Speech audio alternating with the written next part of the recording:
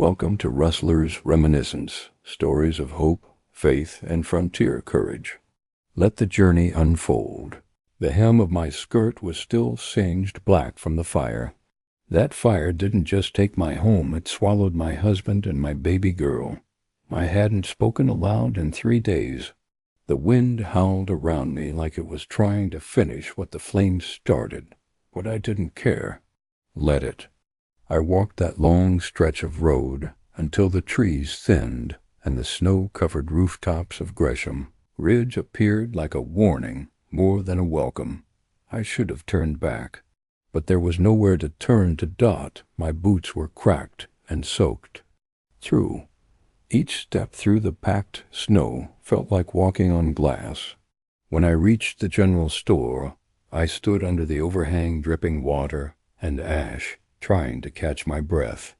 My fingers twitched toward the door, but I hesitated. Inside, through the frosted pane, I saw Mrs. Tibbet behind the counter, face pinched and unforgiving. She spotted me. Her eyes narrowed. I opened the door anyway. The bell jangled like it didn't want to.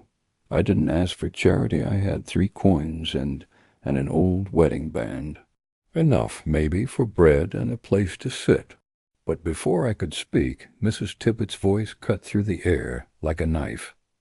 "We don't carry pity here, widow." I looked at her, just looked, and somehow that made her angrier. "You best try the church," she added, turning her back.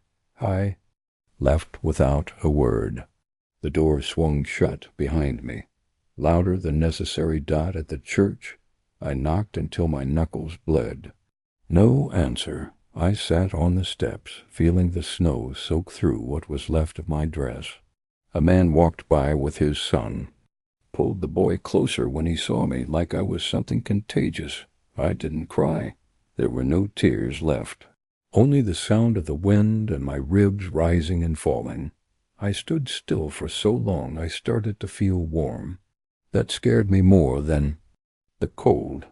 I wondered, briefly, if I was meant to end right there. If the fire hadn't done it, maybe the frost would. Maybe that's how you get erased quietly, without drama. A woman made of soot and silence, but then I heard footsteps crunching behind me. 2 girls, barefoot, despite the snow, stood holding hands. One of them held out a half-eaten biscuit. The other said, "Our mama used to sit still like that, too. You want to come home with us?" I stared not at the biscuit, but at their eyes. Round like dirt, steady like river stones. They didn't look scared. They didn't look like they pitied me either. I followed them. Not because I trusted them. I didn't trust much anymore, but no one had called me anything in days. And when the smaller one looked back at me and said, "You look like a marble," I almost forgot that my real name hadn't been spoken since the fire almost asterisk the house. Looked more like a shed someone had taught to stand upright. The porch was crooked, and one shutter flapped in the wind like it was still deciding whether to stay. But there was light inside. Warm, amber light that spilled from the windows like it didn't care who saw. The girls pushed the door open without knocking, and I followed like a ghost behind them. "Mama's here," the older one said. Her voice wasn't loud, but it carried Dot inside. It smelled like onions, wood smoke, and sweat. A man stood at the stove, stirring something in a pot with a bent spoon. He didn't turn around right away. When he did, his eyes flicked to mine and stayed there for a moment too long. "This her?" he asked, not unkindly. The younger girl nodded, then looked at me. "We found her, like Josie found the carving. She was sitting outside the church," the older girl added, "like Mama used to." The man Colt, they called him later, didn't speak. He just stepped aside so I could see the fire and the hearth. That fire didn't hiss or roar. It just burned steady. I didn't sit down. I didn't want to seem like I expected anything. But the girls started dragging blankets across the floor. making a nest near the warmth. Colt handed me. Cup with something steaming. Ain't much, but it's hot. He didn't ask where I came from. Didn't ask what I lost. Just went back to stirring the pot. That first night I sat near the girls while they talked in hushed tones about chickens, broken fences, and the raccoon that had gotten into their laundry line. One of them leaned her head on my shoulder like she'd done it 1,000 times. I didn't sleep much, but I rested. The next morning I woke to Colt chopping wood out back. The girls were gone off to school, I guessed. My boots, the ones I'd walked into town in, were gone too. Panic rose, up like bile, until I saw them by the hearth, newly stitched at the seams. Still cracked, but better. He didn't say anything about it. Just passed me coffee and went about his morning. Later, when the girls came back, they handed me a brush and sat on the floor between my legs. One after the other, like this was something we did daily. I braided their hair with fingers, still. Numb from grief. At the general store the following day, Mrs. Tibbet was already waiting. Didn't take long for you to worm your way in, did it? She hissed near the shelves. I didn't answer. Filling her shoes, are you? She said louder. Heard she ain't even cold in the ground. People turned to look. I glanced at Colt, who stood near the counter, silent, unmoving. That hurt more than Tibbet's words. Back at the house, I scrubbed the pan until it shone, then fixed the crooked curtain in the girls' room. Not because it needed doing, but because I did. Wasn't his wife, but I was here, and I was tired of pretending that presents didn't mean something. Asterisk, asterisk, by the second week, I stopped counting how many times the girls called me Mama without hesitation. At first I thought they were testing me or trying to fill a hole. But no, Josie and Nell said it like they were breathing. Natural. Certain. Like I'd always been there. I washed clothes, mended sleeves, sliced potatoes, even helped Colt with the chickens once, though I hated the way they stared. Every night I slept near the fire, and every morning my boots were warm. That meant something to me. I began brushing my hair again. Not because I cared how I looked, but because Josie said it made me look like the women in the picture books. When I looked in the mirror, I didn't recognize the eyes staring back. They weren't softer, just less gone. The gossip kept growing, though. And in towns like Gresham Ridge, gossip sticks harder than mud. It came to a head one market day. Went into the general store alone. Colt had taken the girls to the feed supplier. I needed flour and something sweet for Nell's birthday. I had coins in my palm and a list in my mind. Mrs. Tibbet was waiting behind the counter, with her eyes squinted like she'd tasted something sour. Don't see a ring on that finger, she said loudly. But I suppose some men don't care. Who tucks in their daughters these days? There were people behind me, an old man, a teenage girl, maybe the banker's wife. I didn't turn to look. I didn't say a word. I placed the flour on the counter. Then the candy. Then the coin. You? Think this makes you family? Tibbet leaned in close. Her breath smelled like boiled cabbage. You're a replacement, a body, and he's too slow to see it. I looked her in the eye, not angry, not weak. Just done. No one replaces the dead, I said quietly. But no one earns this much love by accident either.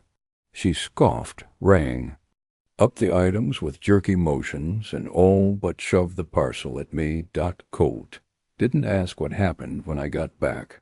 But later, after supper, I saw the way he paused as I cleared the dishes. How he watched my hands like he wanted to say something and couldn't find the right words. Josie handed me a drawing she made at school, stick figures of her. Nell, Colt, and me. She'd drawn me with big hands. She said, "That's 'cause you hold all of us."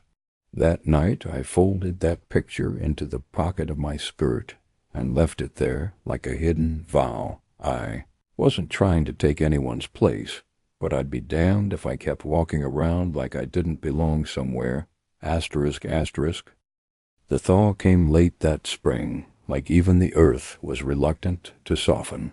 When it did, everything moved at once, mud everywhere, fences sagging, hens laying more than they should, and children running wild as if they'd been uncaged. That was the season when people's eyes grew sharper, whispers sharpened into words. She's still there? Just moved in, did she? Not even a wedding dress between them. The town acted like we were a story they'd been forced to read. Aloud, I tried not to care. Most days I succeeded. Until Josie lost the carving, it was a small thing, barely the size of a thumb. A bird Colt had whittled for her the day after her mother died. She kept it with her always, said it helped her sleep, said it had Mama's breath still in it. I didn't know what that meant, but I didn't question it. One stormy afternoon, after church let out, Josie realized it had slipped from her pocket. Rain was coming hard, and Colt had already gone ahead with Nell, but Josie panicked, eyes wide, mouth trembling. Before I could stop her, she darted into the woods near the schoolyard, calling out for the bird. I didn't think. I just ran after her. The sky opened up like it had a grudge. Branches slapped my arms, and my dress snagged on every thorn in Gresham County. But I didn't stop. I found Josie crying by the creek, her shoes gone, hands blue with cold. I scooped her up and carried her all the way back, rain soaking us both straight to the skin. Colt met us on the porch, eyes wild. For the first time I saw fear on that man's face. She could have drowned, he barked, voice louder than I'd ever heard. She didn't, I said, because I went in after her. He looked at me, then at Josie clinging to my neck like a possum. He opened his mouth, then closed it again. His jaw worked side to side like he was chewing stone. That night, I laid a blanket around Josie and watched her sleep with the bird tucked tight in her fist. Colt stood by the fire, silent again. She'd have died out there, I whispered. Rather me than her. He nodded once. Barely. I was about to leave the room when he said, "She don't call no one Mama but you." I froze. Even her real one, she never said it like that. I didn't know what to do with that kind of truth. It sat heavy in my chest like a second heartbeat. The next day, Nell showed me a secret stash behind the barn, 3 more carvings, a horse, a squirrel, and a tiny figure with a braid like mine. "I made this one," she said. "So you won't leave?" I didn't answer. I just hugged her tight and thought, maybe I already had. Asterisk, asterisk. I didn't hear the newest round of gossip directly. It came from the girls, carried in their tense shoulders and smudged faces after school. Josie slammed the door, harder than she meant to. Nell wouldn't meet my eyes. It was like they were hiding something behind their silence, and I'd learned by then to recognize the shape of shame. Over supper, it came out in pieces. Betsy said you stole her daddy. Josie muttered, stabbing her beans with a fork. "And that you was our maid," Nell added, near tears. "Said we didn't even have a real mama anymore." Colt's fork paused in midair. "What did you do?" he asked, calm but sharp. Josie and Nell exchanged a look. Then Josie said, "We pushed her in the mud." I didn't know whether to be proud or furious. By the next morning, the sheriff came by. He knocked like a man who didn't want to stay long. Colt met him at the porch while I stood just inside, apron still damp from washing. "Don't want no trouble," the sheriff said, eyeing me like I was a stray dog by the fire. "But Tippett says the girls are actin' wild. Says this arrangement's causing confusion." "Confusion?" Colt asked, folding his arms. "Folk don't know what to call her," the sheriff said. nodding toward me. Some say widow, some say squatter, some say... He trailed off. I stepped outside. I'm the one raising them, I said. Not Betsy, not Mrs. Tibbet, me. The sheriff shifted his boots in the dirt. Just saying folks are uncomfortable. Let M.B. Colt said, voice like a low thunder. They've been comfortable too long anyway. The sheriff left after that, slower than he came. That night, Colt said nothing about the visit. He just fixed the gate that had been broken since winter, then took the girls into town for supplies. I sat on the porch alone, rubbing my thumb over the carved figure Nell gave me. I wasn't sure what I was anymore. Not a wife, not blood, not law. And yet I'd been the one waking them, feeding them, wrapping arms around their shoulders when they cried. I'd mended Colt's shirt twice now, even though he never asked. But was I building something or just borrowing it? That night I waited until the girls were asleep, then found Colt on the back step. He had a pipe in his hand and dirt under his nails. I need to know what I am to you, I said. He looked at me slow. You're here, he said. You care for them. I know what I do. That's not the same as being wanted. He didn't speak for a long time. Just took a slow pull from his pipe and stared into the dark. Then he said, I lost a good woman. Didn't think I'd get a second chance. Still don't know if I deserve one. My throat tightened. I'm not asking for promises, I whispered. Just for truth, he nodded once. Then here it is. They call you Mama, and I don't correct them. It wasn't everything, but it was more than silence. And for now, it was enough. Asterisk, asterisk, I hadn't been to town alone since the sheriff's visit. But something in me snapped the day I saw Josie come home with dirt under her eye and her mouth set hard.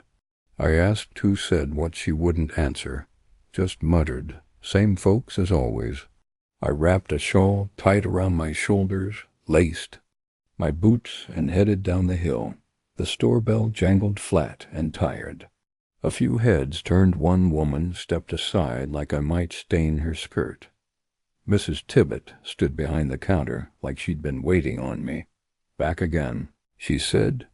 All sugar and vinegar? Should I charge Colt's tab or just deduct it from your dignity? I placed a sack of flour on the counter. You can charge it to a woman who's got more dignity than you'll ever know. She leaned in. That man lost a wife. And now, here you are warming his bed and stealing her daughters.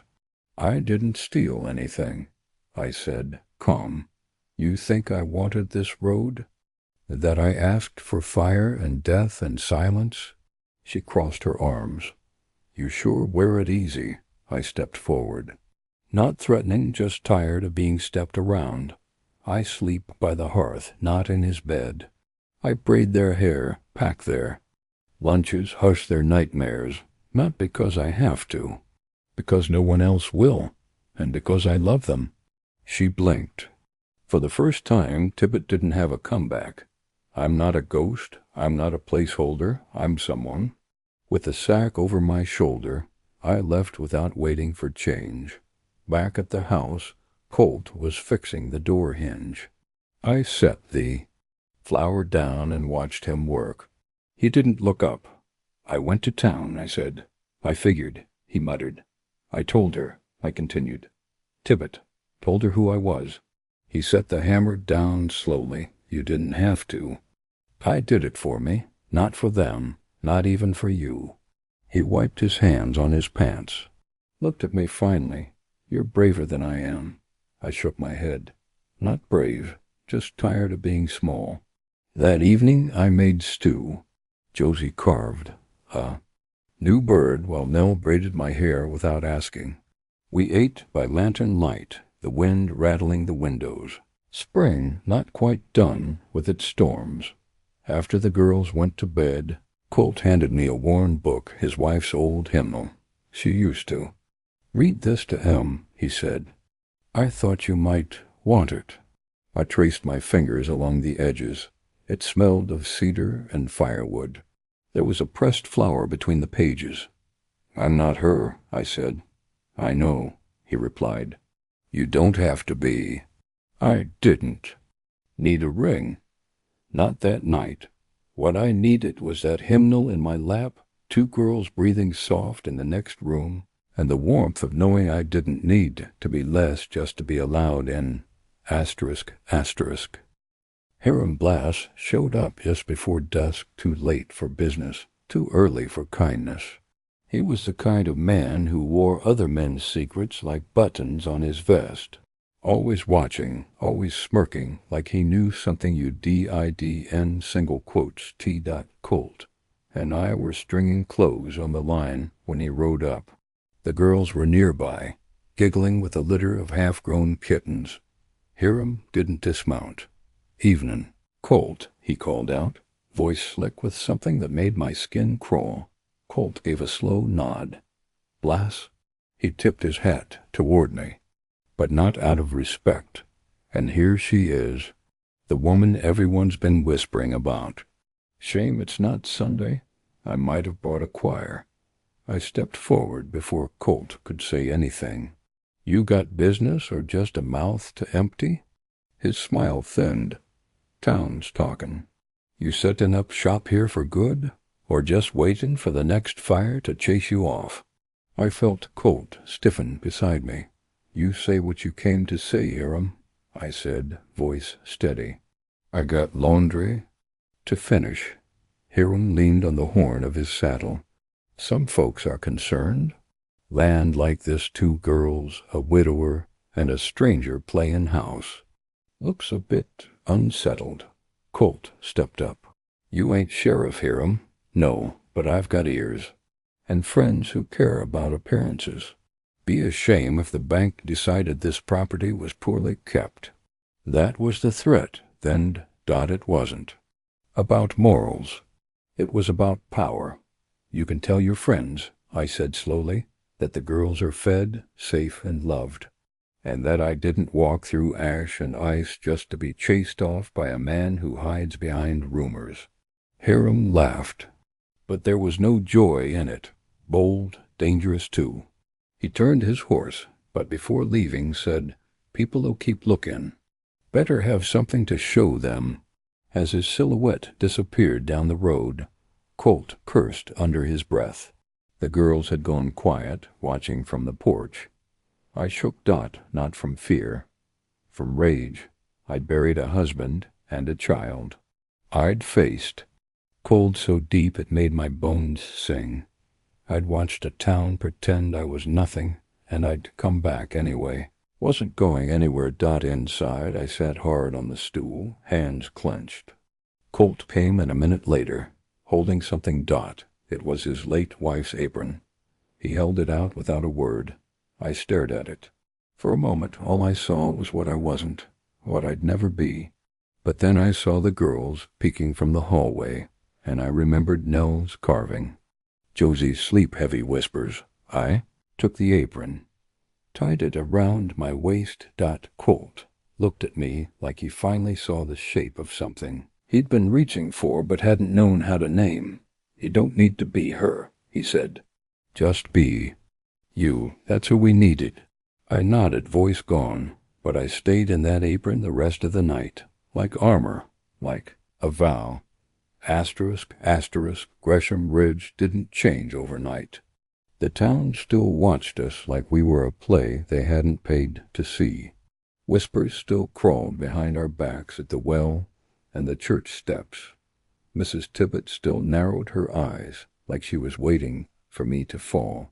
But I stopped flinching, because home isn't silence or approval. It's the sound of two girls laughing in the morning. It's Colt pouring coffee into a chipped mug and leaving it by the fire without asking. It's the apron tied around my waist, not because it once belonged to someone else, but because it fits me now. One day, Josie and Nell were quiet for hours, whispering and giggling behind the barn. When they finally called me over, they held out a square of wood with smudged paint and shaky brush strokes. A portrait. 4 stick figures again, but this time I was in the center, not off to the side. There was a carving in my hand. The sun above us. Flowers growing from the ground. They'd painted me in blue, the same shade as the apron I now wore every day. We didn't sign it, Nell said, 'cause it belongs to all of us. I hung it above the hearth that evening, right above the hymn book shelf, the same place Colt used to keep his wife's photo.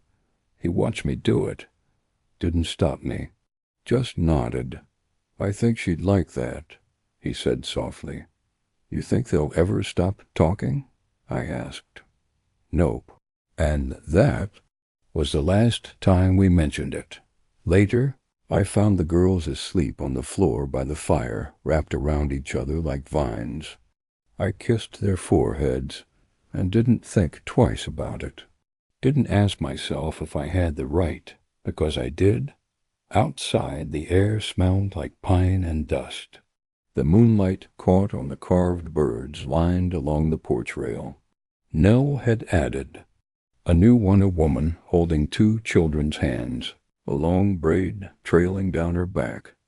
I didn't cry, but I stood there a long time. Some names you're born with, others you earn.